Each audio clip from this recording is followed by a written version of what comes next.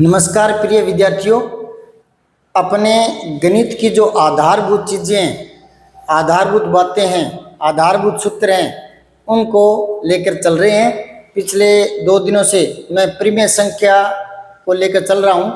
तो परिमेय संख्या के 2 वीडियो मैंने बना दिए हैं। वो अगर आपने शुरुआत वाले नहीं देखे हैं तो डिस्क्रिप्शन में उनका लिंक दे रहा हूं, आप वो देख लें। क्योंकि कोई चीज़ क्रम से देखते हैं तो वो गुणकारी होती है, ठीक है। आधा अधूरा ज्ञान कचरा होता है, ठीक है। तो आप क्रम से देखें, बहुत सी चीज़ें जानने को मिलेगी। और जो बच्चे देख रहे हैं कि ये तो कक्षा 8 की किताब है, परिमेय संख्या 8वीं क्लास, तो बात 8वीं की नहीं है। ये छोटी छोटी जो चीज़ें हैं ना, वो हमें आगे काम आती रहती है और नॉलेज होना चाहिए। और जो कंपटीशन होते हैं ना आरपीएससी में, तो वहाँ भी फर्स्ट ग्रेड में मैथ के भी सवाल आते हैं, इंग्लिश के आते हैं, हिंदी के आते हैं, विज्ञान के आते हैं, समाज के आते हैं, तो जीके के आते हैं। तो ज्ञान आधारभूत होना ही चाहिए अगर आगे नौकरी की तरफ बढ़ना है तो। क्योंकि आजकल बेरोजगारी इतनी बढ़ गई है, मान लो 2000 पटवारी लेने तो 16 लाख फॉर्म भराए जाएंगे। तो 2000 ले भी लेंगे तो बेरोजगारी कम नहीं होने वाली। क्यों? क्योंकि 16 लाख फॉर्म भराए जा रहे हैं, 2000 ले लिए तो 15,98,000 फिर बेरोजगार। तो एक एक प्रश्न मायने रखता है। तो आप किसी भी चीज़ को हल्के में मत ले। और फालतू के फूड वीडियो देखने में कोई लाभ नहीं है, कुछ नहीं मिलने वाला। तो आप, मैं मेरी वीडियो की बात नहीं कर रहा, कोई भी ज्ञानवर्धक चीज़ें हैं जो आपके सिलेबस से संबंधित है वो देखा करें आप। तो लीजिए शुरू करते हैं परिमेय संख्याओं के आगे। कल मैंने बताया था परिमेय संख्याओं के जो गुणधर्म है ना, परिमेय संख्याओं के भी साथ में बताए थे, साथ में मैंने पूर्ण संख्याओं के, पूर्णांकों के साथ में बताए थे। उनके जो गुणधर्म है, समृद्ध गुणधर्म, वो बताए थे कि गुणा में कौन सी संख्या समृद्ध होती है और भाग में कौन सी समृद्ध होती है, कौन सी समृद्ध नहीं होती। ये कल के वीडियो में बताया था, उसका लिंक नीचे डिस्क्रिप्शन में पड़ा है। आज मैं बता रहा हूँ समृद्ध से आगे की बात है, मतलब क्रम विनिमयता देखना है। क्रम विनिमयता मतलब किसी भी संख्या को आगे या पीछे जोड़ने से उनमें कोई फर्क आता है या नहीं। अगर वो फर्क आता है तो वो क्रम विनिमयता का नियम का फॉलो नहीं कर रही, वो पालन नहीं कर रही। और अगर क्रम बदल तो भले योग में और उनमें परिणाम एक जैसा रहेगा तो वो क्रम विनिमय का नियम लागू उस पर होता है, ठीक है। यानी वो क्रम विनिमयता का पालन कर रही है, यूँ माना जाएगा। तो अपने एक एक चीज़ को देखते हैं। पहले मैं शुरू करता हूँ पूर्ण संख्याएं, उनको लेकर देखता हूँ। तो पूर्ण संख्याएं क्या है? 0 से लेकर 1 2 3 4, तो उसमें क्रम विनिमयता का नियम लागू होता है कि नहीं होता, वो देखना है, ठीक है ना। क्रम विनिमयता कैसे? पूर्ण संख्या कौन सी होती है? ये मैंने ऊपर लिखी हुई है। पूर्ण संख्या 0 से लेकर 1 2 3, तो आप कहीं से ले लो, 1 0 ले लो। पहले योग में देखेंगे, योग में क्रम विनिमय लागू होता है कि नहीं, किस में? पूर्ण संख्याओं में। फिर पूर्णांक में देखेंगे, फिर परिमेय संख्याओं में देखेंगे, ठीक है ना। तो पहले पूर्ण संख्या में देखते हैं, योग में क्रम विनिमयता का नियम लागू होता है कि नहीं होता। मतलब क्रम आगे पीछे करने से योग में कोई फर्क पड़ता है या नहीं पड़ता, वो देखना है। तो पहले 0 ले लिया, पूर्ण संख्या की बात कर रहे हैं, 0 ले लिया। आगे कोई भी संख्या ले लो, क्या ले ली? 4 ले लो, चलो। तो 0 और 4 क्या हो जाएगा? 4। अब इनका क्रम बदल दो, 4 + 0 करो तो क्या आएगा? 4 ही। इसका मतलब है, इसको मान लो a, मान लो a की जगह 0 कर लो, 1 कर लो, 2 कर लो, 4 कर लो। चलो मैं यहाँ 6 कर लेता हूँ, तो 6 + 4 = 10। तो यहाँ भी 6 कर लेता हूँ, तो 4 + 6, ये 6 + 4 था, ये 4 + 6 तो भी 10। तो क्रम से परिणाम पर कोई फर्क नहीं पड़ा ना। तो पूर्ण संख्याएं योग में क्रम विनिमयता का नियम पालन करती है, ठीक है। इसको सूत्र में लिख रहा हूं, a + b। अगर इसको b + a के रूप में जोड़ें तो भी ये बराबर रहती है। इस कंडीशन में जो पूर्ण संख्याएं हैं वो क्रम विनिमयता का पालन करती है। तो यहां मैंने योग में तो करती है, ठीक। अब आगे देखते हैं घटाओ में। और कोई देखेंगे इसमें उदाहरण, कोई भी देख लो। 11 + 2 कर लो, 13। अब 2 + 11 कर लो तो भी 13, ठीक है ना। कितने उदाहरण कर लो, ठीक है। घटाओ में देखते हैं, तो 7 - 3 यूं कर लो। कोई भी संख्या ले लो, पूर्ण लेनी है, ठीक है। पहले पूर्ण में देख रहे हैं, तो 7 - 3 क्या हो गया? 4। अब इसको पलटते हैं, 3 में से 7 घटाते हैं तो ये -4 आएंगे। तो ये 4 आ रहे थे, ये -4 आ रहे थे। मतलब क्रम बदलते ही वो क्रम विनिमयता का नियम यहाँ लागू नहीं होता। किसमें? व्यवकलन में। व्यवकलन मतलब घटाव में। तो घटाव में जो पूर्ण संख्या है वो क्रम विनिमयता का नियम लागू नहीं होता उनमें, ठीक है ना। तो यहाँ व्यवकलन होता है घटाव, तो पूर्ण संख्या में नियम लागू नहीं होता, ठीक है। और कोई संख्या लेकर देख लो। मान लो आपने पूर्ण संख्या में ले लिया 0 ले लो, इसमें से 2 घटा दो, 12 घटा दो, 14 घटा दो, 18 घटा दो, कुछ भी ले लो, ठीक है। क्योंकि पूर्ण संख्या 0 से शुरू होकर अनंत तक जाती है, तो 12 ले लो भले। तो 0 में से 12 घटाओगे ना तो -12 प्राप्त होंगी, ठीक है। अब 12 में से 0 घटाओ तो 12 प्लस के आ जाएंगे। तो ये -12 ये +12, तो कहने का मतलब है कि घटाव में, व्यवकलन में ये क्या है कि क्रम विनिमयता का नियम फॉलो नहीं करती, ठीक है। ये हमने यहाँ काट दिया। अब देखते हैं गुणा में, इन्हीं को ले लो भले। 7 या 21, ठीक है। अब 3 को 7 से गुणा करो तो 3 7 21, कोई फर्क नहीं पड़ा ना। यहां देख लो 0 को 12 से गुणा कर लो तो 0 से गुणा करने पर 0 ही आएगा, और 12 को 0 से गुणा कर लो, 0 को कर लो भले, 12 को 0 से कर लो, ये भी 0 आएगा। तो गुणा में क्रम विनिमयता का पालन करती है, कौन सी? पूर्ण संख्याएं। तो यहाँ गुणन में करती है, ठीक है। अब देखते हैं भाग में, इन्हीं को लेकर देख लो भले, ठीक है। अगर हम लिखते हैं 7/3 तो ये क्या आ गया? 7/3। अब 3/7 करते हैं, 3/7 तो ये हो जाएगा 3/7। तो ये तो बिल्कुल उल्टा आ रहा है ना। तो कहने का मतलब ये है कि भाग में जो पूर्ण संख्या है वो क्रम विनिमयता का पालन नहीं करती, ठीक है। तो यहाँ क्रॉस, ठीक है। और कोई देख लो, इसी को देख लो, चलो भाग 12 5 7 कुछ भी रख लो भले, तो इसका परिणाम क्या आएगा? 0/12। तो ये क्या आएगा? 0 ही आएगा। और अगर 12 भाग 0 करें तो क्या आ जाएगा? 12/0, तो ये आ जाएगा इन्फिनिटी। इसको परिभाषित नहीं कर सकते, तो अलग अलग परिणाम आएंगे, ठीक है। तो कहने का मतलब क्या था कि जो पूर्ण संख्याएं होती है वो भाग में क्रम विनिमयता का नियम लागू नहीं कराती, ठीक है। अब चलते हैं पूर्णांकों की चर्चा करते हैं। पूर्णांक जो होते हैं, कौन से पूर्णांक? 0 1 2 3 4 5 अनंत तक, 0 इधर -1 -2 -3 -4, ठीक है, अनंत तक। तो ये पूर्णांक होते हैं, ठीक है। इन पर देखते हैं कि पूर्णांक क्रम विनिमयता का पालन करते हैं या नहीं करते, वो संख्याएं, ठीक है।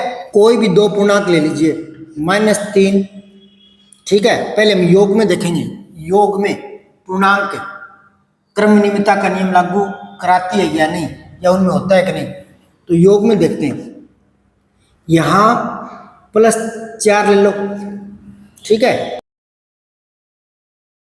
योग में देख लें, योग में तो क्या हो जाएगा? अगर 4 में -3 जोड़ते हैं तो प्लस का 1 ही रहेगा ना, ठीक है ना। -3 है, प्लस के 4 है, तो प्लस का 1 रह गया ना। दूसरा देखो, अगर हम यहाँ 4 कर देते हैं और इधर जोड़ते हैं -3, इसमें जोड़ते हैं -3, तो क्या हो जाएगा? 4 में से 3 का 1 ही आएगा ना। तो ये जोड़ में जो पूर्णांक होती है वो क्रम विनिमयता का पालन करती है, ठीक है। और संख्या देख लो भले, कोई ले लो, 0 ले लो और इसमें जोड़ो, क्या जोड़ो? -3, ठीक है। तो इसका उत्तर क्या आएगा? -3 ही आएगा। अब -3 में 0 जोड़ लो, क्या है? -3 ही आएगा ना। तो क्रम विनिमयता का पालन वो करती है। सूत्र क्या बनाएंगे? a + b वही है बराबर b + a, यानी आगे पीछे किसी भी क्रम में जोड़े तो वो बराबर रहती है, ठीक है। ये बराबर, ठीक है। तो ये a कुछ भी हो सकता है। अगर a पूर्ण संख्या है तो 0 1 2 3 4 5 यूँ हो सकता है। b पूर्ण संख्या है तो 0 1 2 3 4, और अगर ये पूर्णांक है तो a कुछ भी हो सकता है, -3 -4 0 1 2 3, ये भी ऐसे ही -2 -5 -7, ठीक है ना। तो ये रहेंगे बराबर ही। तो क्रम विनिमयता का पालन होता है किसमें? पूर्णांकों में। किसमें? योग में। ठीक है। अब देखते हैं घटाव में, व्यवकलन में, ठीक है। तो इन्हीं में करके देखें क्या, यहां घटाव कर देते हैं, ठीक है। देखो -3, देखो घटाव में एक नियम लागू होता है, देखो -3 है ना, इसमें 4 घटाते हैं, 4 क्या करते हैं, घटाते हैं, ठीक है। तो 4 प्लस के थे, घटाने से माइनस के हो जाएंगे, है ना। नीचे की संख्या का चिन्ह बदलता है, यूं मान लो आप सरल तरीके से। तो -7 हो गई है, कितने आएंगे, -7, ठीक है। अब पलट कर देख लो, पलट कर देखो तो 4 इधर कर लिया, अब इसमें से माइनस करना है, कितना, -3। अब देखो यहां करके दिखाऊं क्या, 4 लिख लिया, प्लस के ये, तो अब -3 घटाने हैं, घटाओगे तो नीचे के निशान चिन्ह वो बदल जाते हैं, प्लस का हो जाएगा। तो ये 7 प्लस के आ गए, तो ये 7 प्लस के हो गई, इधर माइनस के हो रहे थे, इधर प्लस के हो गई। तो घटाव में जो पूर्णांक होते हैं वो क्रम विनिमयता का पालन नहीं करते, ठीक है। यहाँ और योग में हमने देखा कर रहे थे, ठीक है। अब देखते हैं अपने गुणन में, तो कोई भी पूर्णांक ले लो, -8 ले लो, ठीक है। इसको गुणा करना है, किससे, किसी से ले लो, 4 ले लो, चलो ठीक है, गुणा करना है, गुणन में देखना है, क्योंकि ये है तो क्या पूर्णांक ही है ना, पूर्णांक में माइनस और प्लस की सारी संख्याएं आती है, ठीक है। तो इसको गुणा करो, 8 चौका 32, किसके आएंगे, माइनस के। अब ये 4 इधर कर लो, ठीक है, और गुणा -8 इधर कर लो, कोई फर्क नहीं पड़ेगा, वही -32 आएंगे, ठीक है। और ले लो, दोनों माइनस के ले लो, -1 को गुणा करो आप -3 से, तो 3 1 का 3 और माइनस माइनस प्लस हो जाते हैं, तो प्लस के 3 आ गए। अब 3 माइनस वाले इधर ले लो, इसको गुणा करना है आपको, किससे, -1 से। तो 3 1 का 3 माइनस माइनस प्लस, तो ये क्या है, क्रम विनिमयता का नियम लागू हो रहा है यहाँ, किसमें, गुणा में, और किसमें, पूर्णांकों में, ठीक है। तो गुणा में होता है। अब देखते हैं भाग में, यही देख लो, भाग दे के देखो, तो ये हो जाएगा -8/4, तो कितना आ गया, माइनस का 2 आ गया ना। अब देखो इधर करते हैं, तो ये क्या आ जाएगा, ऊपर 4 आ गया, नीचे -8 आ गया, तो 4 1 का 4, 4 2 8, तो ये आ गया माइनस का 1/2, तो ये तो अलग अलग आ गया। तो कहने का मतलब है जो पूर्णांक होते हैं वो भाग में क्रम विनिमयता का पालन नहीं करते, ठीक है ना, तो यहाँ नहीं करते। अब देखते हैं परिमेय संख्या, परिमेय कौन सी, जो बटा रूप में है, तो बटा रूप की कोई संख्या ले लो, यहाँ कौन सी लूँ, p बटा q रूप की कोई भी ले लो, 3/7 ले लिया। परिमेय मतलब बटा रूप में, नीचे 0 नहीं होना चाहिए, परिमेय संख्या की बात है, ये नियम है कि क्यों 0 नहीं होना चाहिए। तो ये परिमेय संख्या है 3/7। हमें जोड़ में देखना ना, योग में कोई भी ले लो, यहाँ 2/5, ठीक है। जोड़ करके देखो, इनको जोड़ो, क्या आएगा, लघुत्तम आ गया 35, और करके दिखाऊं क्या, अब इसमें भाग देंगे 5, 5 या 15, ऊपर वाले से गुणा कर लेते हैं, फिर ये जोड़ आ गया, योग, फिर 5 को भाग देते हैं तो 7 आ गया, 7 दूनी ऊपर वाले से गुणा कर लेते हैं, 7 दूनी 14, तो 14 15 29, 29/35 ये आया। अब क्रम विनिमयता देखना ना अपने को, अब इसका क्रम बदल लो, पहले 2/5 लिख लो, ठीक है, फिर लिख लो 3/7, योग करना है इनका, 3/7, तो लघुत्तम वही 7 5 35 आएगा ना, तो इसको भाग देंगे तो 7 आ गया, 7 दूनी 14, और इधर प्लस में 7 के भाग देंगे 5 आ गया, 5 या 15, तो 14 15, पिछली बार था 15 14, इस बार 14 15, क्या फर्क पड़ा, बात तो वही आई ना, 29/35, ये भी 29/35, ये भी 29/35, मतलब क्रम बदल दो भले, किसमें, परिमेय संख्याओं में, और किसमें, योग में, तो क्रम बदल दो, कोई फर्क नहीं पड़ता, तो क्रम विनिमयता का पालन करती है। तो यहाँ योग में परिमेय संख्या, परिमेय संख्या योग में पालन करती है। अब देखते हैं व्यवकलन यानी घटाव में, तो यहाँ घटाव करके देख लो, आप और कोई संख्या भी ले सकते हैं, ठीक है ना। घटाव करके देखते हैं अपने,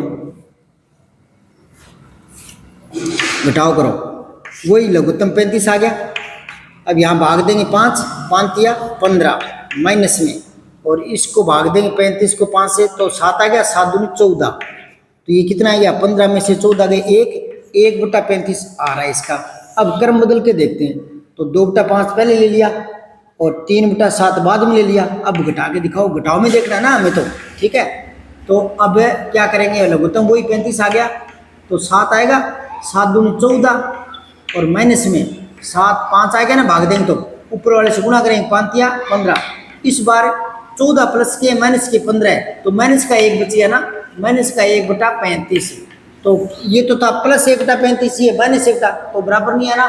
कहने का मतलब है जो परिमेय संख्या होती है वो व्यवकलन में यानी घटाव में क्रम विनिमयता का नियम वो लागू नहीं होता उसमें, या पालन नहीं करती, तो यहाँ ठीक है। अब देखते हैं गुणा में, ठीक है, तो गुणा कर लो, चलो इसके बीच में यही कर लेते हैं,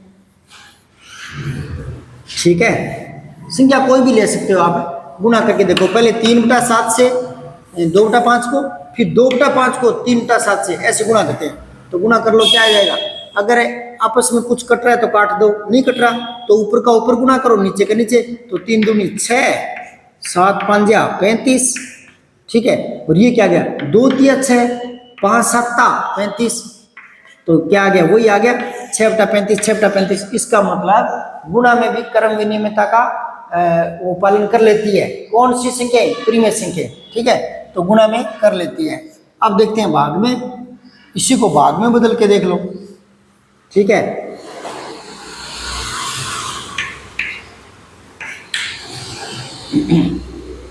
करो, तो भाग जो बट्टे रूप में उनमें सीधा भाग नहीं होता, जो पूर्ण संख्या होती है ना उनका तो सीधा भाग हो जाता है प्राकृत संख्याओं में। तो कैसे, जैसे आपको 45 को भाग देना है 9 से, तो 9×5 = 45, ठीक है, सीधा भाग हो जाता है। लेकिन ये बट्टे में होती है तो सीधा भाग होता नहीं, तो इसको हल करने का तरीका मैंने कल बताया था।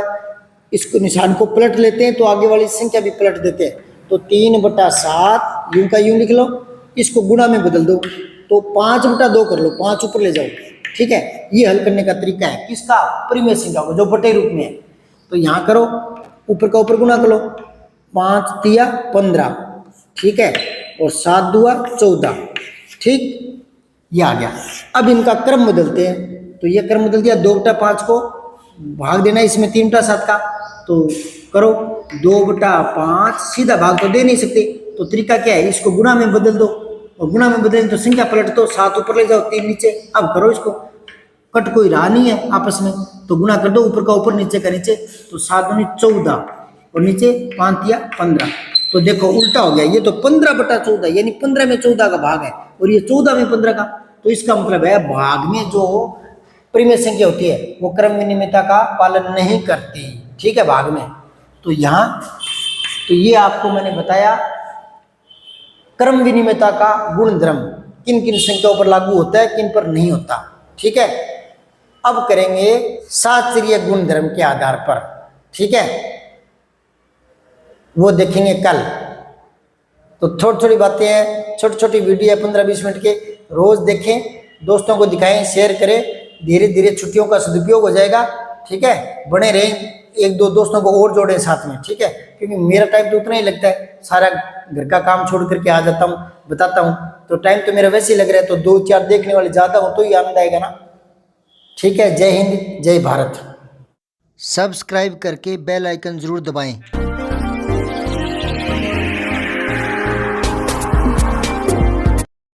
जय हिंद, विजय हिंदी।